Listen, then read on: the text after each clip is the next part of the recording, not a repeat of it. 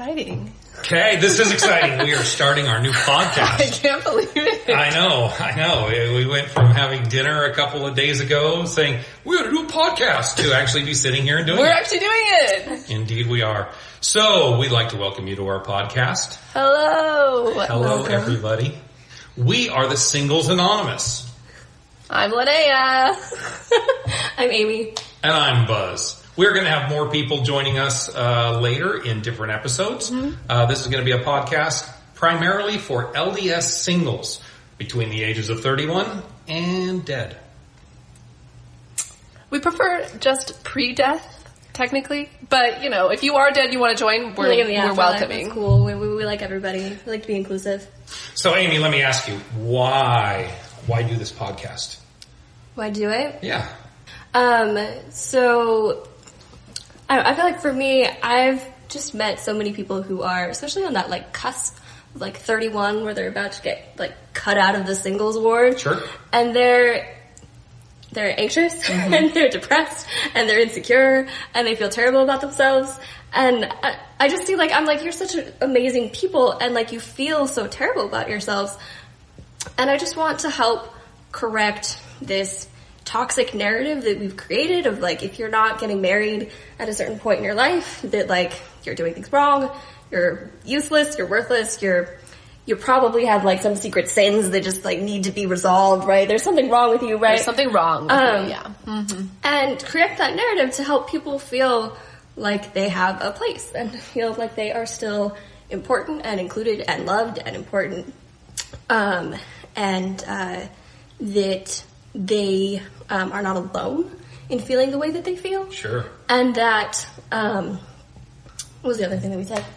They still belong. They belong. Yeah, they still belong. She said they have a place. Yeah. And I'll tell you what, that sometimes is even more important to the human soul than being loved. Yes. Yeah. I think the root is I want to belong. Mm-hmm. And it's really tough, like you say, coming out of the singles ward, and we don't have any singles wards out here, and they push you to a family ward, and it's really easy to not belong, and it's really easy to go away. I want people to have a place, even if it's a podcast on the internet. I want people to feel like they have a belonging. Mm-hmm. Oh, yeah, that guy, or those people. Oh, yeah, I can relate to them. Mm-hmm. So anything to add? Why a podcast? I mean, I feel like there are a lot of conversations that need to be had that we feel either guilty about talking about. We feel like it's a taboo subject. We feel like it's something that it's not mainstream. It's not the way that most people think in the church. Sure. And having a place to be able to say those things is also, I think, something that would make people feel more included. Absolutely. Once we started talking about the podcast, I started looking for LDS Singles podcasts online. There are two kinds. Yes. And the reason I think we need to be here is because the two are on unbelievably different spectrums, and I think they both miss the meat of the people.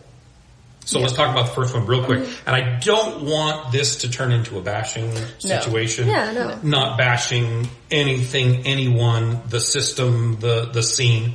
The first one, and there may be a lot of people that agree with the whole concept of, and I call it the Disney podcast. If you go home and read your scriptures 3 hours a day and you pray with as much faith as you possibly can. Go to all the activities. Do your visiting, teaching. Ministering. Sorry, it's ministering. And a knock will come on your door. And you'll open the door and Prince Charming on a white horse will pick you up and save you from all of this terrible life you're living. That doesn't work with me. It's a little saving thing. Not a fan of that. Right. Yeah. Well, as if it's a problem. I need to be saved. That's what Prince Charming is here to do. He's here to save. He's here to fix that. Yeah. So we've got that over there, and there are a lot of those, and I see them, and great if that works for you. That doesn't work for me. Yeah. I watch them, I get nauseous, and I feel like I don't belong even more. Yes. So what I want is to kind of be a little bit more what I think is real. And again, if that works for certain people, great. Yeah, some people are happy there, and that's People okay. that works, yeah. And for me, I'm a little bit more real with all of this.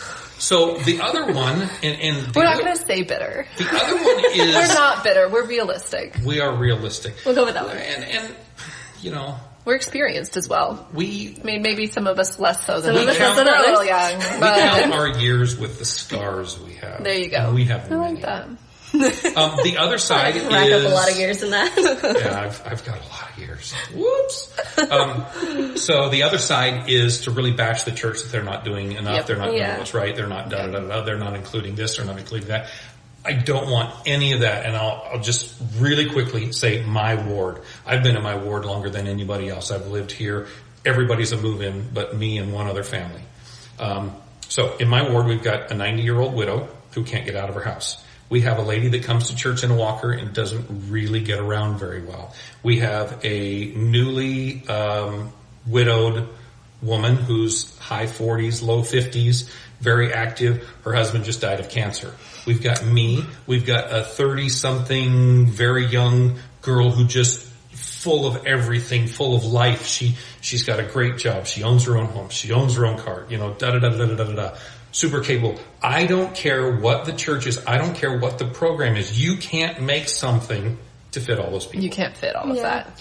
And people are looking for the church to save them. Oh, save me from singlehood. Save me from this. Save me from that. The church, I don't care what the program is. The church doesn't save. And I do want to get local areas to start getting together. Not getting together because there's an activity on Friday, but getting together because, hey, let's include 2 more people and make our group to go to dinner. We started a dinner activity. We just pick a Friday, pick a restaurant that's going to be really open, and we'll push 4 or 5 tables together. And we'll get anywhere from 10 to 25 people. Yeah. And it just works. I want more of that. I want less of, I'm looking for the church to save me, or I'm going to bash the church because they're not. And a lot of these are single adult LDS podcasts, and they say, well, I haven't been to church in a year and a half. I'm like, whoa. Why are you doing a church podcast? Why are you doing this broadcast? If you don't, you know. You're not participating. Your information isn't current either. Exactly. There are changes. So for me, that's how I see it. Yeah. So what do you think on that? Yeah, I mean, I feel like as I was saying earlier, there needs to be a place where we can say things. And so there will be comments that maybe could seem like we're complaining potentially, but we don't want to bash. Like we want to be able to be honest, but we aren't saying that this fault belongs to anyone, or we're not saying that just because someone else's life did work out like a Disney movie does not mean that their life is better or worse or fake or anything like that. There are those 1% out there. That make the 99% of us just look like we didn't do enough ministry. We didn't do enough. More ministry. It was that one activity. It was that one activity that I didn't go to. He was there. That's where he was. Square dance night. That square dance. He was standing on the opposite corner. You didn't go. Yeah. Exactly. Yeah. But I think that like a lot of it comes down to feeling like there's somewhere that you belong, because it's talking about like, oh, well, we have people in such different areas. But I think that something that we can do with this podcast as well is to have people of such different, varying ages and stages of life, and just different interests and things like that, so that you can feel like, oh, like I thought I was the only person who was 35 and is a professor and does this and struggles with this, and they're like, oh, there's somebody else that feels like that. There's somebody else that is also doing this and experiencing the same things that I am. And so when we have, if your life is not the Disney fantasy, and if your life is, and I think that especially I kind of want to bridge that gap between, well, my life didn't turn out like the Disney fantasy, so it was my only option to leave the church, because it obviously wasn't true.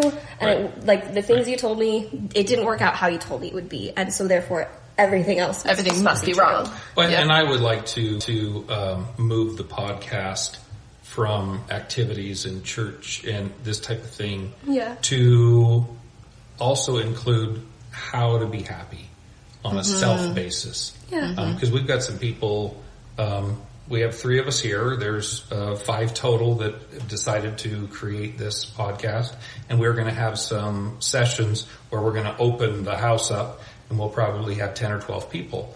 And we got some people that have their heads screwed on right. I want to be able to share how to be happy, how to look at the world, how to look at the church, how to look at these things and improve our life. Because really, at the end of the day, that which doth not edify is not of God and is darkness. And to edify means build up, build upon, add unto. So, in future episodes, we're going to be looking at how to better yourself, how to help yourself be happier. And that looks different for different people. Absolutely. Which I think is and that's why we're not going to have one person sitting there talking to us. We're going to have 10 or 12 sitting on the couches and lining up, and everybody's going to have a microphone and everyone's going to have their turn. Because I think more than anything, we are individuals.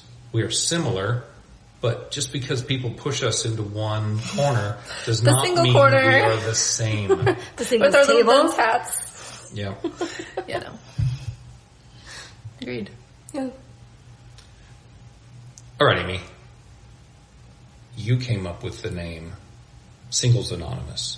I did. Please tell me why and how you came up with the name Singles Anonymous. So, I feel like I want to find the most polite way to say this. My first singles ward, We all remember our first singles ward. I was kind of like, what is this? I was like, this is church? This is a thing? So I just thought it was weird, and it was really big, and I was like 19, and it wasn't like a student ward, it wasn't for people my age, it had a huge range. Anyways, and it was just, I felt weird and uncomfortable, but I think the thing that confused me the most was when I went to fast and testimony meeting, and, which is always the best way to figure out how you're going to feel about awards, going to fast and testimony meeting. And so I go, and just the gist of what I felt like everyone had to say felt like, I mean, I've never been to an Alcoholics Anonymous meeting, but like I've seen how they do it on TV, right, where they introduce themselves and they're like, hi, I'm Amy, and I'm an alcoholic. And that is... Hi, Amy. Hi. Right? Like, I expected everybody to people like that, because they would introduce themselves, and then they would kind of say, like, yeah, no, I'm single. Like, which is like, it's a singles ward. Yes, everyone's single. We understand. Reminding us that. And then... we also have some of those stories. Yes. And then they would... I don't know, share something from the week, like the way that people give testimonies, but it was like all oriented around like, I'm struggling with being single. I know, it's bad. I'm working on it. I'm trying. And so I came up with this nickname. I was like, it's like Singles Anonymous. And so that was my nickname for Fast and Testimony and Singles Wards. It improved after that. It was mostly that one ward. I did enjoy the singles wards that I went to after that, but for that one in particular, that was just the feeling that I had. And I remember being so confused because I guess, well, like I was a freshman in college and I was like, oh, I'm going to get a degree, I'm going to do these things, meet some friends, right, move on with my life. But it was just such a shocker to me that like everyone was so concerned about being single. Like it was a disease, it was a problem, and they were like, you gotta fix this, right? And like when I said I hadn't gone on a date in a while, people were like, you need to fix that. And I was like, I don't think I do. But, and so it's just this idea that, I kind of want to, I don't know, take it back. Like I made a joke out of it, but singles wards have in some ways become, for people who it's not working for, it might feel like a shameful place where you're not included and you have a problem and you're essentially like, you're like an addict. You're treated like addicts tend to be kind of outcasts of society, and we've kind of made single people outcasts in the church sometimes. And so if we can, I don't know, I like making it, I figured I'd rather laugh at it and make a little bit of a joke out of it. Be like, haha. You either laugh or cry. Let's laugh or cry. And at least if you laugh, right, you feel better, right? Yeah. You laugh and cry, laughing and crying. That's a big thing I do. Yeah. But it spares you the headache, and you can turn to the person next to you who's also kind of like, Here we are. This is kind of funny. We're just going to laugh about it, right? And so instead of feeling guilty and feeling badly about being single, that we can be like, yeah, there are some things we don't like. Yeah, there are some things that we would love to change. But ultimately, it's okay. Even though, like, Buzz, Linnea, and Amy are sitting here talking about this, but your voices are also here. And so maybe we're the ones talking. But I kind of like the idea of it saying anonymous. It doesn't have to be our name. It can be yours as well. Absolutely. That's nice. Absolutely. So, is it time? Is it time to go around the table and say, Oh, no. my name is Buzz. Hi, single. Buzz. I'm single. Yeah, a little background on me. My name is Buzz Miller. I've lived in Phoenix, Arizona all my life. I was born and raised here, and, You're Buzz. I'm Buzz. I've been single for way longer than if everybody in this room added together has been alive. Lies. Yeah, no, I'm a hard worker. I go to work every day. I come home every day to my little house that I built and play some guitar and go to bed. That's pretty much my life. Every once in a while I will actually go out and treat myself to a dinner, which is really fun. You know, going out to a dinner and you look at the table that's made for six and you're taking one corner of it. And I've done that. Yes. Decorate my taco up real nice. Yeah, that's me. What do you do for work? I actually am a business analyst for U-Haul. U-Haul. So it's funny. Sometimes people come up to me and you kind of see the don't want to oust anybody, but you see a little bit of the gold digger in their eyes. And they say, oh, well, you know, how much do you make? Where do you work? And I go, oh, I work for U-Haul. And then, boom, they run away as fast as they can. Now, well, that's me. How about you? Me. All right. I am Amy Gigger. I grew up in Idaho, but then I spent several years in school in Utah. And now I've lived in Arizona for about 3 years. So I've just kind of, excuse me.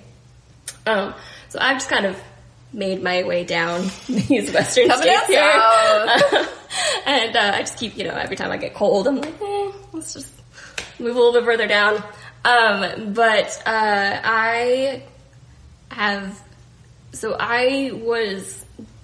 Ballet was my life for 20-something years.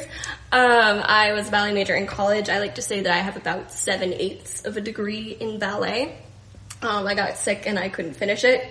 And flipped around, changed my life, moved to a different state, did a whole bunch of different things. And I'm currently going back to school to become a registered dietitian. And so people keep asking me how much longer I have in school for that. And the answer is a long time. And that's what I'm going to stay with. So your illness, what was that? I have an autoimmune disease called Hashimoto's thyroiditis. So basically my body thinks that my thyroid does not belong to my body and it likes to attack it. The first time I got cancer was thyroid. And they took a lot of it out. And so I've got like a little bit. You still have some? Yeah, like a little bit. And it does a lot. And so when it's not functioning. Right. Or when. It's not fun. Yeah. Well, and people think, it's just weight that it manages. And that's completely incorrect. Yeah, no. Oh, no. It's mood No. and it's, Well, like when people say metabolism, they think of your weight. Right. But like metabolism is just like one word for like a million processes that your body does every day. Mm-hmm. And so like I get cold hands. That's another symptom of it because it regulates your body temperature. Interesting. Excuse me. And just there are so many like random things that starts to affect your hormones and just all these fun things. And so I spent several years kind of figuring out how to manage that and how to deal with that. And sometimes I'm still figuring things out. But it was also kind of the impetus behind wanting to become a registered dietitian. Sure. Because there were so many aspects with nutrition that there's a lot of outdated information that people use to treat autoimmune diseases, and I wanted to be kind of on the forefront of implementing new information. And like my experience, people were like, oh, just do this and it works, and I tried that and it didn't work, and I'm like, this is your standard. You're like, everyone's like, well, we fixed you, so if there's something wrong, we gave you what we gave John, and it worked for him. It should work, and it worked for a bunch of other people. So I don't know why it doesn't work for you. Correct. So either there's nothing wrong with you, and there's just something wrong with you, and that can't be fixed. So it's like, none of these options are my favorite. So so that was another big reason why I made that change. And I just love living in Arizona. Happy to be here. I do want to put out, I don't know. I know I said that it was for people who are 31 and older, but I am 28. I'm not quite to the point of getting kicked out of the singles ward. But I do think that, like, I also reached a point, though, where singles wards were just not doing anything for me. Right. And so, for anyone who might not be quite 31 or something like that, that you also have a voice here. Right. And in this aspect, numbers mean nothing. Because we all know the 60-year-old lady that is so unbelievably active, she swears she's 31 in her head. And we all know the 31-year-old that would be doing way better knitting with the 80-year-old people. And it's a state of mind, it's a state of physical being, it's a state of so many things. So I don't care if you're 18, 16, 60, or 106. You're welcome here. You're welcome. That's true. How about you? I'm single and I have a problem. And I have a problem. I'm Linnea Comsa. I am also an Arizona native. I've been here pretty much my whole life. I've lived in different places. But I've always come back. This is home. This is where my parents are. And a good chunk of my family has moved out, but I think they're going to come back. This is the place. Nothing against Brigham Young, but this is the place. But yeah, so I've lived here pretty much my whole life. I work at a refugee resettlement agency. I help refugees currently. I help get them work incentive cash so that they can have some income while they are trying to find employment, which is very difficult for anyone, but particularly for people who don't have education or who don't speak English or who have too much education but don't have the necessary certifications in the U.S., which is also a frustrating thing to go through. So that's what I'm doing now. I have done a bit of education in different places. I was at BYU. I was a cougar. Yay. Now, by cougar, you mean... BYU cougar. Yes. Yes. So we don't have to hide our 18-year-old. Don't hide your 18-year-olds. Okay, good. You're okay. Oh, the number of times I've had moms come up and say, "You're single? Marry my son. He's 18, but..." I'm sorry. It's not that kind of cougar. I hate to deviate here, but why is it that people in the church swear that because, you're old and you're single, this other person over here that's old and single, you're perfect together.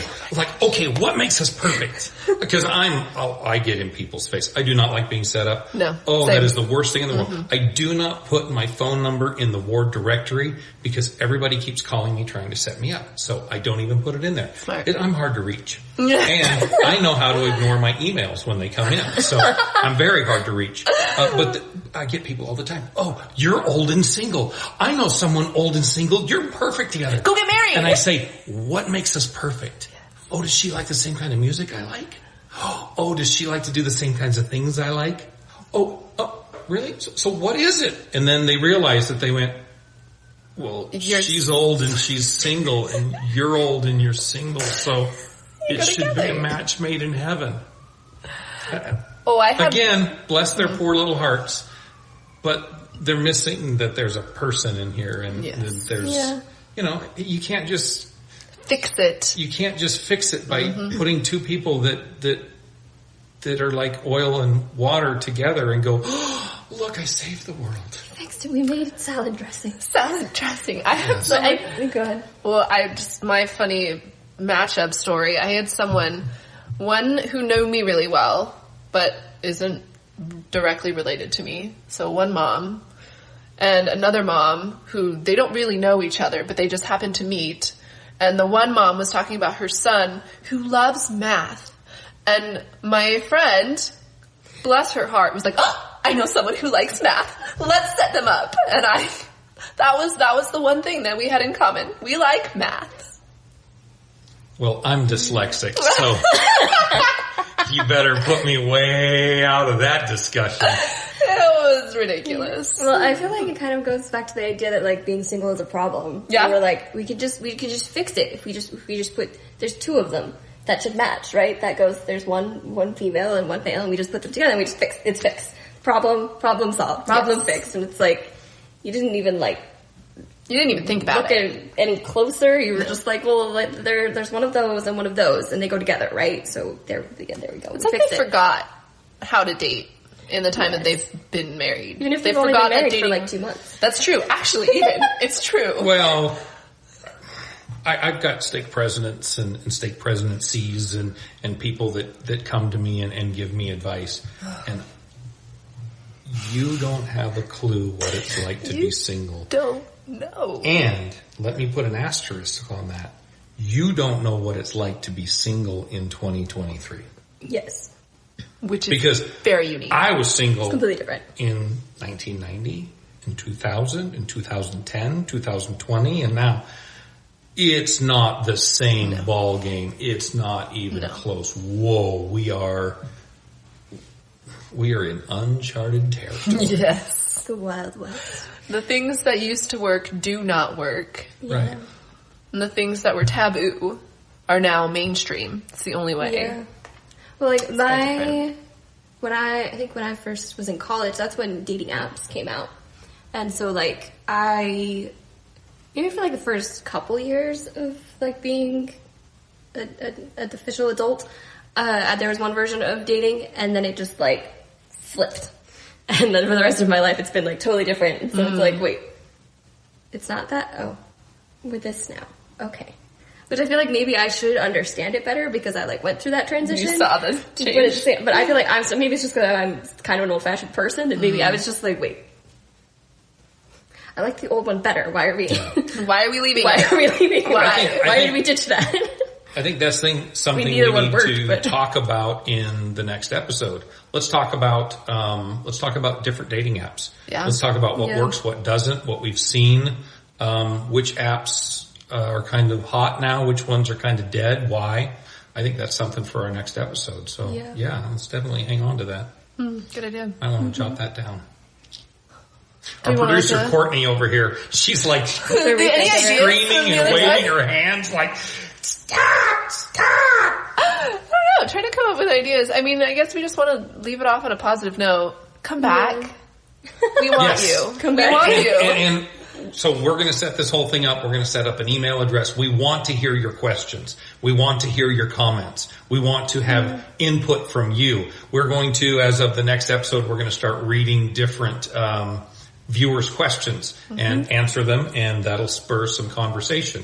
Also, we're going to add a few more people to the table and get a few more viewpoints. So you definitely come back, definitely subscribe, definitely send us an email. Let us know who you are, where you are, because the more we can unify, the stronger we can be. And once we're so strong that we're a train that can't be stopped, I just want to pick up passengers.